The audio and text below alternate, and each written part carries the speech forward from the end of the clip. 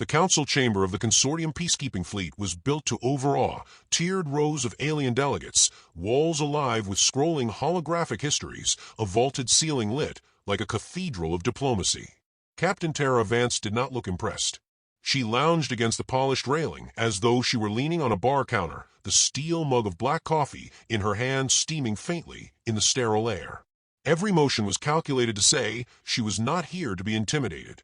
The council's history might be written in gold light across the walls, but her own was splashed across news feeds, whispered in mess halls, and carved into the minds of people who had seen what she could do when the odds were against her. Across the chamber stood Commander Zarath Kor, whose very posture looked like it had been engineered for maximum precision. He was tall enough to make most humans feel small, broad enough to block out the glow of the wall behind him. His uniform was immaculate, his forearms folded in deliberate symmetry, medals and campaign bars gleaming like polished steel in the bright light. Where Tara's stance said she could improvise a victory with duct tape and a bad idea, he said he had never needed to improvise anything in his life. His amber eyes regarded her with an intensity that could have been curiosity or suspicion. The dais between them projected the moderator's voice, clipped and ceremonial. The crisis in the Talvara Fringe demands swift action. Commander Zarath Kor will lead the investigation into the disappearance of Farside Station. Earth Fleet will contribute a vessel under Captain Tara Vance. Cooperation will be essential. Zarath stepped forward, his words carrying the weight of a battle record few could rival. My campaign spanned 3 decades. I have led 19 successful planetary pacifications, destroyed 43 hostile warships, and neutralized more than 700 enemy combatants in direct engagements. My strategic efficiency rating remains unmatched in this quadrant. He turned his head just enough to make the glance toward her deliberate. I trust Captain Vance will value the advantages of experience. She met his gaze without blinking, lifted her mug, and took a slow sip. You want to compare headlines or body count? She asked lightly. Because I've got both, and mine come with theme music. The silence that followed was not empty. It was thick with the soundless exchange between them, the ripple of glances among the delegates, the subtle shifting of those unaccustomed to this brand of human irreverence. Zarath's eyes narrowed slightly. War is not performance. Depends on the audience, she said, her tone warm and sharp all at once. And sometimes the right show ends the fight before it starts. The session moved on, the council detailing mission parameters, but neither of them looked away for long.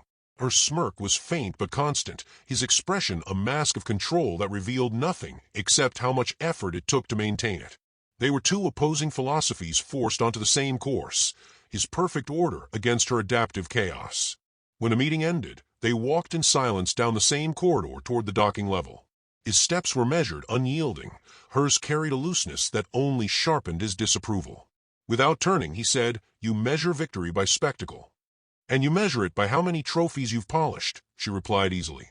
"Guess we'll find out which lasts longer." The call came before either reached their ship, a distress beacon from Farside Station, flaring, and then going dead. No further transmissions. Scans suggested the station was intact, but drifting with irregular rotation. No civilian craft had departed. The order was immediate, deploy at once. An hour later, the Grendel's laugh slid into formation beside the Radiant verdict. Side by side, the contrast was almost comedic. His vessel was an angular fortress of alloy and weaponry, every line a testament to discipline and planning. Hers was a patchwork gunship that looked like it had survived more accidents than it had maintenance checks. The comm channel opened with his voice, precise and formal. "We will maintain combat readiness and adhere to standard boarding protocol." "Sure," she said, reclining in her chair, "right up until it stops working." The jump carried them into the Talvara Fringe, where the mining colony loomed against a pale blue star. The great wheel of the station turned unevenly, like it had been knocked off its axis. The outer hull bore scars of weapons fire. The docking bays gaped open, unlit, silent. "Minimal life support detected," Zarath reported. "No response to hails. Boarding immediately." Tara stood and zipped her jacket. "All right, people. Dock us alongside. Grab your gear. Somebody bring floodlights. If I'm walking into a horror set, I want it lit." In the docking bay, her crew strapped into light armor, checking weapons with casual competence. Across the lock, Zarath's soldiers emerged in heavy exosuits, their movements crisp and synchronized. Together, the mixed team stepped into the airlock, the hiss of cycling doors giving way to the faint, metallic tang of recycled air. The station's corridors stretched away in dim light, littered with abandoned tools and half-finished work. A dropped datapad lay cracked against the wall. Somewhere deeper in the structure, something groaned in the metal, like a settling ship. "Creepy," muttered Lieutenant Harlow over the comm. "Understatement," Tara said. Her team spread naturally, checking shadows without waiting for orders. Zayrath's soldiers kept rigid formation, their weapons tracking the angles by the book. She caught him watching her people, the faint crease in his brow, saying everything his voice did not. They reached the central hub, a wide ring of dormant consoles and dark viewports. The emergency lights flickered once, twice, then failed entirely. From somewhere in the darkness came the faint, deliberate scrape of metal on metal. "Movement," one of Zayrath's soldiers said. Tara's grin was quick and sharp in the glow of her rifle's display. "And here I was worried this was going to be boring." The sound came again, closer this time, quick and deliberate, and then something small and fast broke the edge of the flashlight beams, low to the ground, metallic, bristling with blades. The quiet shattered. The first of the machines lunged from the dark with a shriek of servos, skittering across the deck like a spider wearing a toolbox. Tara pivoted smoothly, her rifle bucking once, the flash momentarily painting the metal limbs in white light before one of them snapped away in a spray of sparks. The thing tumbled sideways, hissed through some unseen vent, and darted back into shadow. More followed, half a dozen, maybe more, moving in erratic bursts, their shapes angular and hunched, the cutting torches on their forelimbs flaring like claws. Zayrath's soldiers tightened formation instantly, shields locking into a gleaming barrier, weapons firing in disciplined bursts.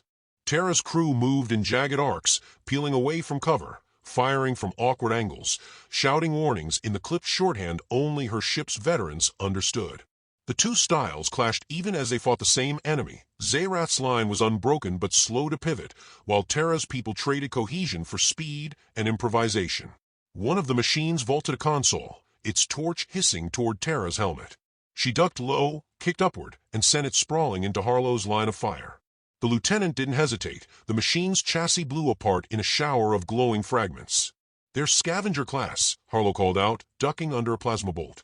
"Modified," Tara replied, swinging her rifle toward another that scuttled along the wall. "These weren't built for repair work. They were built to kill."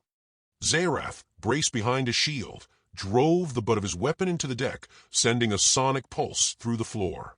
The closest three machines jittered violently, limbs locking, before his soldiers cut them down in synchronized fire. "Your team is exposing unnecessary flanks," he said, not breaking his rhythm. "And still alive," she shot back, vaulting over a fallen console to cover one of her engineers. "You're welcome." The last of the attackers withdrew, vanishing into the vents above the hub. Only the soft hiss of damaged wiring and the smell of scorched metal remained. Tara lowered her rifle but didn't relax. Predators didn't retreat without reason. Zayrath turned to his second-in-command, issuing orders in a low, fluid language that hummed with consonants. His soldiers fanned out to secure entrances.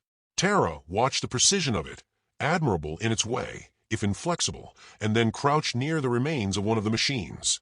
Up close, she could see that its chassis wasn't factory-cut. The edges were welded crudely, patchwork metal plates hammered into place. Inside the casing, among the power conduits, someone had etched crude markings, jagged, repetitive lines that made her skin itch to look at. "Anything?" she asked, tossing a fragment to her ship's tech officer. "Yeah," the tech said, turning it over. "This isn't just a mod job. This is a total rebuild using scrap. And these markings, someone wanted whoever saw them to know exactly who sent these." Zayrath stepped closer, amber eyes narrowing as he studied the fragment. Clan signature of the Raelith warlord. His territory lies 2 sectors beyond this colony. The fact he has sent machines here is troubling. Troubling, Tara said, standing. "If someone like him is operating this close to consortium space, we've got more than a mining accident on our hands." A thin voice cut through the static of their comms. Is someone there?" It was faint, trembling, but definitely human. They followed the signal through 2 winding corridors, finding a makeshift barricade in the corner of a supply room. 3 survivors emerged slowly, blinking into the light. Their clothes were scorched, hands trembling, eyes wide with exhaustion. "They came out of nowhere," one said. The scavengers, they didn't take the ore. They took people. Dozens of them. Hauled them onto a ship. Huge, black, with a skull painted on the hull. Tara's stomach tightened. The skull human or alien? Human, the survivor whispered. It looked old, like from one of your ships. They took one look at us, muttered something about Earth blood, and moved on like they were hunting for someone else. Zayrath's gaze flicked toward her. This is no coincidence. Never is, Tara replied. They escorted the survivors to the dock, transferring them to the Radiant Verdict's med bay. Tara lingered in the airlock as her crew rearmed, eyes on the fractured lights of the station. We're not done here, she said quietly to Harlow. Minutes later, both ships were in pursuit, sensors tracking a faint engine trail away from the colony. The readings were inconsistent, as though the fleeing vessel was using older tech, masking its drive signature with bursts of debris. Warlords playing hide-and-seek, Harlow said. Then we play better, Tara replied, sliding into her seat. She opened a channel. Commander, your efficiency rating about to get tested? Zayrath's voice came back steady. This warlord has a history with humans. It would explain his movements. If that is the case, your presence on this mission is the catalyst for his return. Guess I'm more famous than I thought, she said, a dangerous smile touching her lips. Good thing I like an encore. The Grendel's laugh and Radiant Verdict adjusted course in unison, the void ahead swallowing them. Somewhere beyond the next jump, the enemy waited, someone who knew exactly what humans could do, and feared it enough to strike first. That, Tara thought, was a fear worth feeding. The trail led them through a dense asteroid belt, where jagged rocks drifted in slow, dangerous ballet. The Grendel's laugh wove between them with casual grace, Tara's hands light on the controls, while the Radiant Verdict carved a deliberate path, every maneuver precise. The comm channel crackled with updates from Zayrath's navigators, each instruction measured to the decimal. Tara ignored half of them, adjusting course by instinct. You are disregarding optimal trajectory, Zayrath said, his voice flat but edged. I'm taking the faster one, she replied, dodging a tumbling slab of iron with a roll that made Harlow grab the seat beside him. Asteroids aren't stationary targets, they dance. You have to dance with them. Warships do not dance, Zayrath said. Mine does, she countered. Past the belt, the faint drive signature strengthened, leading them toward a stretch of unlit space. At first it seemed empty, but as their sensors swept wide, a shape emerged, a massive vessel lurking in the dark, hull coated in scattering material that made it appear like shadow given form.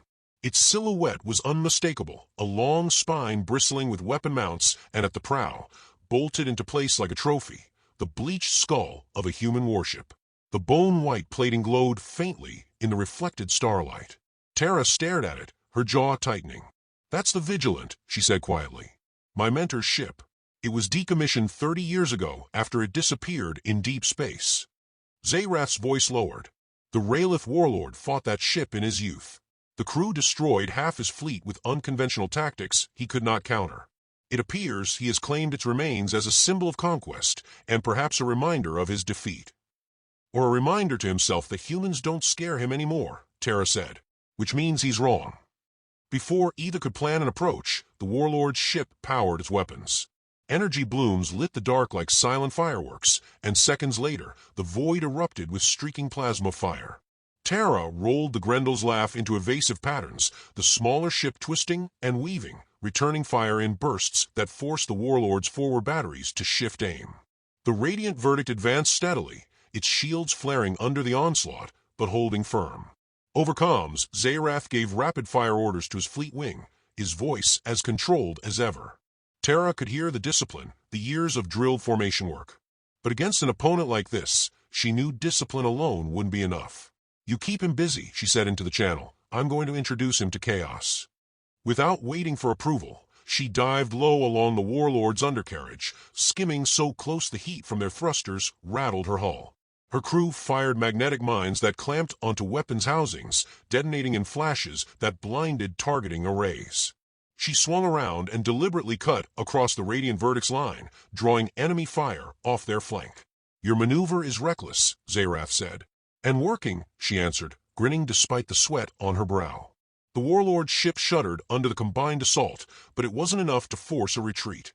Then the comms opened to a new channel, deep, guttural, and laced with mocking amusement.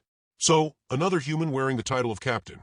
They tell stories about you, Terra Vance. They say you are a shadow of the one who commanded the Vigilant. Shall we see if the stories are exaggerated? She leaned forward. I'm better.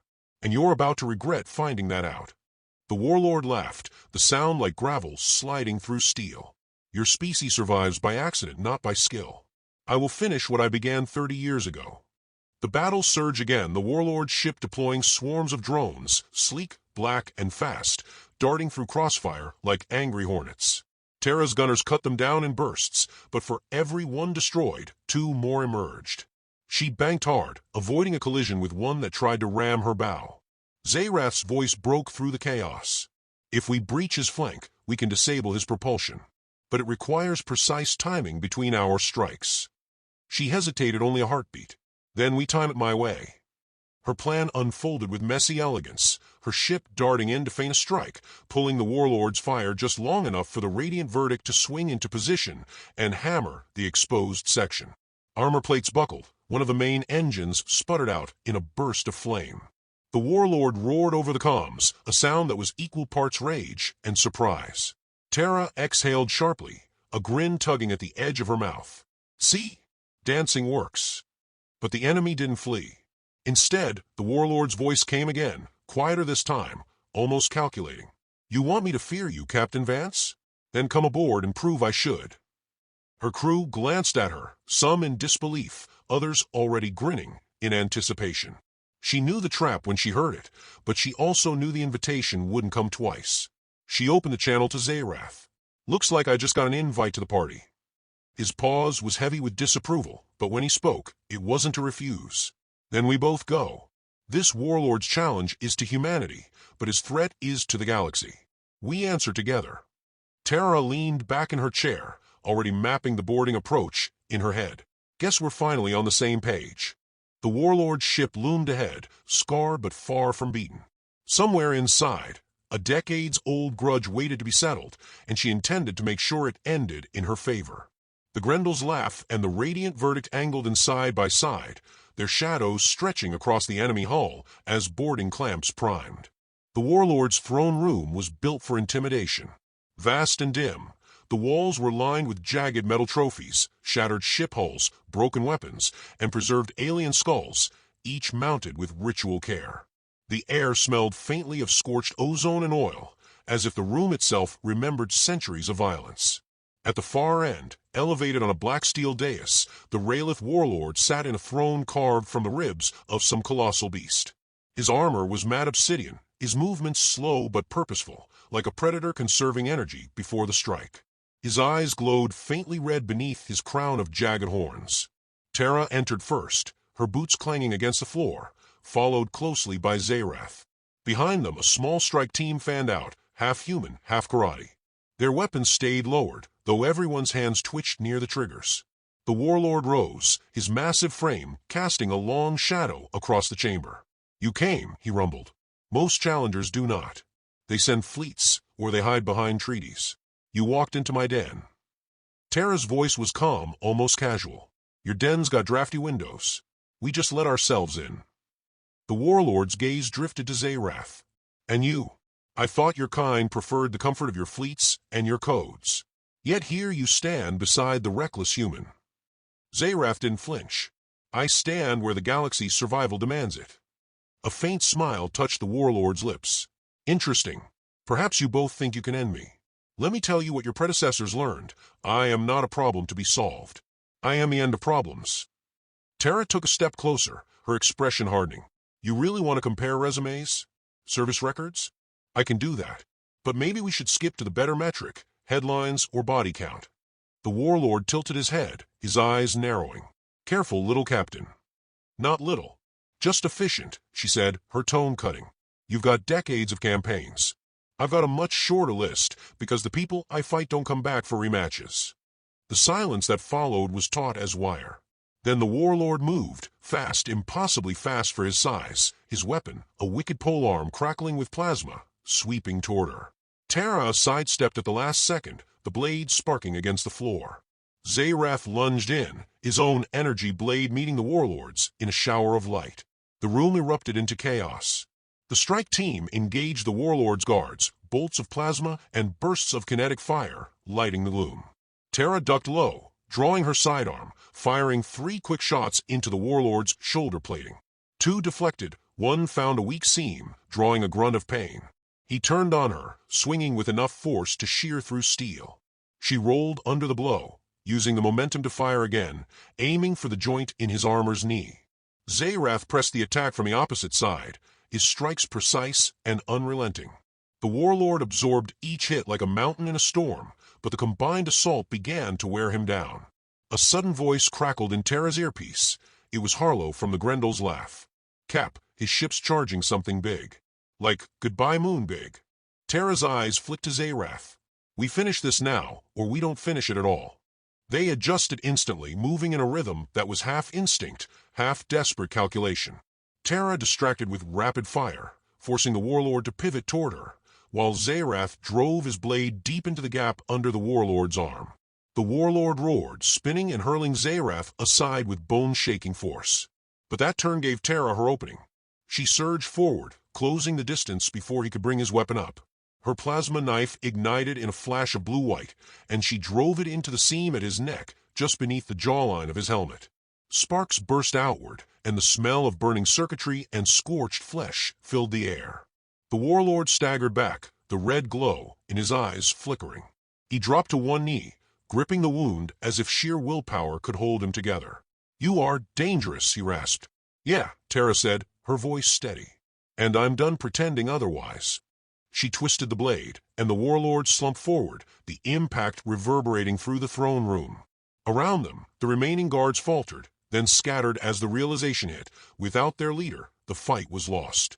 Zayrath pushed himself to his feet, wincing but upright. "Your tactics were unorthodox." "They worked," she replied, offering him a hand up. From her earpiece, Harlow's voice came again. "Cap, whatever they were charging, it's destabilizing. We've got maybe 5 minutes before this whole ship goes nova." "Then let's go," Terra said. She glanced at the warlord's body one last time, then turned away. The team regrouped, moving at a sprint through the dim corridors, alarms blaring in deep, resonant tones. By the time they reached the docking bay, the ship's structure was already groaning under strain. The Grendel's laugh and the radiant verdict were clamped in, both crews waving frantically from their airlocks. Terra's boots hit the deck of her ship just as the clamps released. Seconds later, they were streaking away from the warlord's vessel, which swelled with orange light before collapsing into a silent, blinding explosion. The comm channel opened, Zayrath's voice coming through. "The galaxy owes you a debt, Captain Vance." Terra smirked. "It can pay me in not underestimating humans next time." He didn't argue. Instead, there was a pause before he said, "You fight like chaos incarnate." She leaned back in her chair, letting the adrenaline fade into a fierce, quiet satisfaction. "And you fight like a fortress. Guess we make a good headline together." Outside, the debris of the warlord's empire drifted into the dark, carried away by the silent tides of space. For now, at least, the galaxy was safe, and somewhere deep down, Terra knew she'd just painted target on humanity, even bigger than before. But that was a problem for another day.